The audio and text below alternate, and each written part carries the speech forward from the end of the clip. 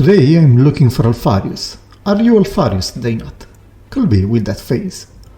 Or you, Exodus? You are the sneaky guy, and there are so many that chances are high. Or the Consul saboteur, with such a suspicious name it could be feasible too. Or maybe the Legion Praetor in Cataphractii armour. With Terminators approaching primary sites, this could be a real possibility. Damn alphalegion, always trying so hard to confuse us. Let's find out.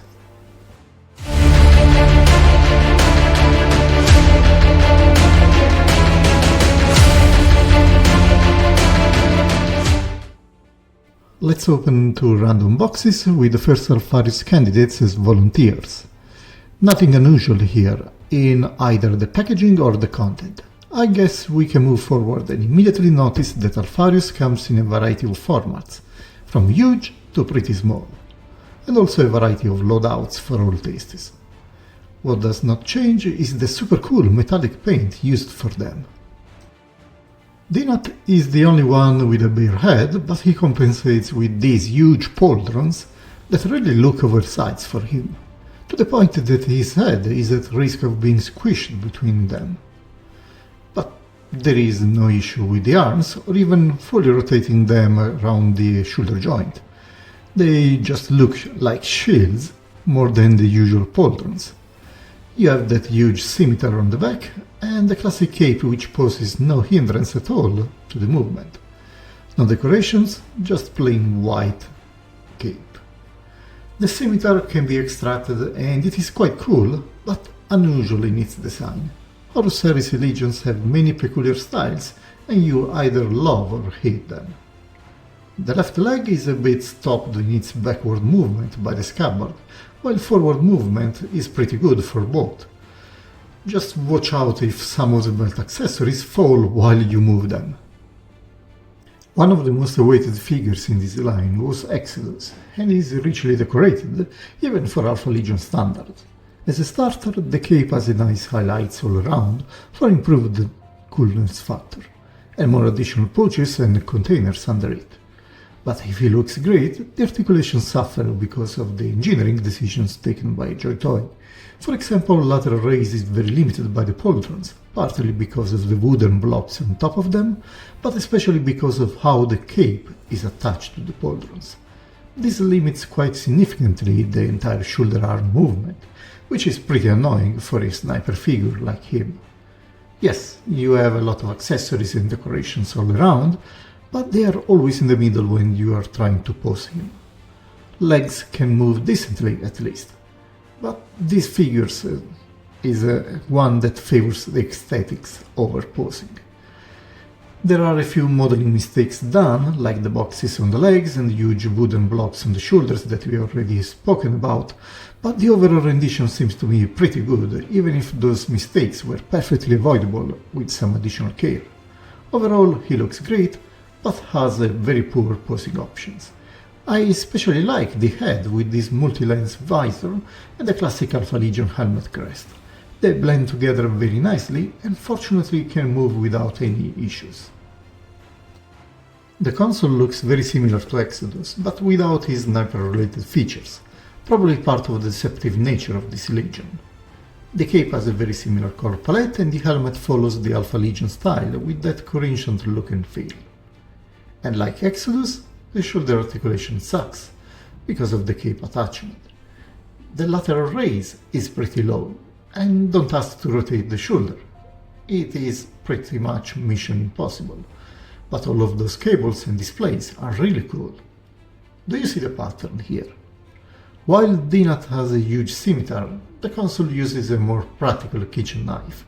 It is not that difficult to extract, and it is one of the few posing options you have quickly available to you. He also has a pistol in the holster because it makes him look even more menacing. Sadly, he struggles quite a bit in holding these weapons. At this point, I expect the real surprise in articulations to be the Cataphractii Praetor. He has the classic alphalegion flavor, even if he lacks the scaled surface of the armor plates. Still, he looks awesome from all sides, no questions asked. And articulations are pretty good. Those cool leather stripes are in the way, but he's not here for doing gymnastics anyway. The head can move comfortably in that small armored hood, probably a bit claustrophobic for my tastes. Good forward crunch, and then legs can swing around like a real soccer player. Look here, no problems. The joints feel quite smooth, but they stay in position pretty well once you pose him. I guess we will see with time. Not much to see under the cape. It has the classic Cataphractii armor style with the overlapping armor plates that I love. And of course, backward movement for the legs is without limits. Well, maybe the cape is the only one which can keep them in line. He's armed with this short Volkite pistol that has a very cool design, but is wired to the arm, so you don't have many other options for this side. It should be nice to have an opportunity to easily detach these weapons in the future. Overall, the Terminator has the best mobility among all of these figures. Pretty impressive. His other option is this remarkable single-edged powersword, still using the unique style of the Legion. Very cool. The Consul has this shotgun instead, another unique piece, just used by him. Very cool, even if highlights would have helped in breaking the black plastic monotony. Probably the most remarkable gun is Exodus sniper rifle, with this very long gun and a big muzzle brake. A very appropriate weapon for a sniper with its red scope and another unique one. He is a very special person. Apparently, Dynat is a melee specialist, and this thunder hammer with dragons is a great piece. I love those silver highlights over the golden parts. And it is quite big, almost as tall as him. What to say about them? They all have an amazing paint job and sculpt, from the armor design down to the weapons. Sadly, if they look great, the same can be for their posing. The Consul and the Exodus were some of the most awaited figures, and they are very limited by those engineering decisions about the cape attachments. They limit the movement of the shoulders and arms in a way that is too restrictive. Exodus also has some clear modeling issues. The brown wooden blocks, for example, on top of the pauldrons are clearly oversized compared to the miniature, and ruin part of the overall aesthetic of the character. Also, the sculpt makes it very difficult to pose him while aiming at this sniper rifle, which is probably one of the most common poses you would like to set him. Same for the Consul. Don't ask him to pose his shotgun in any remotely looking like he's aiming. Very annoying. Dynat instead and the Cataphractii Praetor are great in terms of posing options. Less trinkets and fancy capes really makes the difference here. The Cataphractii Praetor follows his previous brother's design, great look and great posing options. The biggest guy in the group is also the most agile one, and by far. All in all, they all go from an extremely good look to a very bad posing opportunities. I may understand why for some people this could be a deal breaker. Among the non-Terminator figures, Exodus is the tallest one, there is nothing else to say. He's even taller than the Space Wolf's Praetor, that already was one of the tallest figures we had. Dynat and Consul instead are pretty comparable to each other, while the Cataphractii Praetor is clearly in a class of his own. Anyway, even the shortest guy is taller than a normal Mark III Marine from the imperialfists. I like how tiny icy terrain humans look compared to these big boys, even if we are talking about the shortest ones. Our Deathsworn joins the smaller guys' thick lab, while we need to get to the Space Marine to line up with Titus to reestablish some balance, and finally call for Calgar to restore proper Primaris dominance over the firstborn Marines. Time to wrap the review up. I was not going to get any other alphalegion figure, but this looked too cool to pass.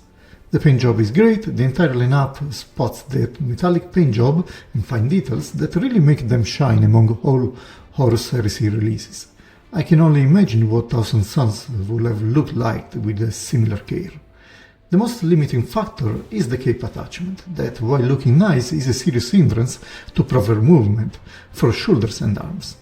And this is pretty annoying for figures like Exodus that need that range of movement for properly managing their trademark weapons. Also, the obvious modeling issues signal that something is wrong in the design and approval process, and I hope this will only be an unfortunate case. Terminators confirm to be the best figures in terms of engineering.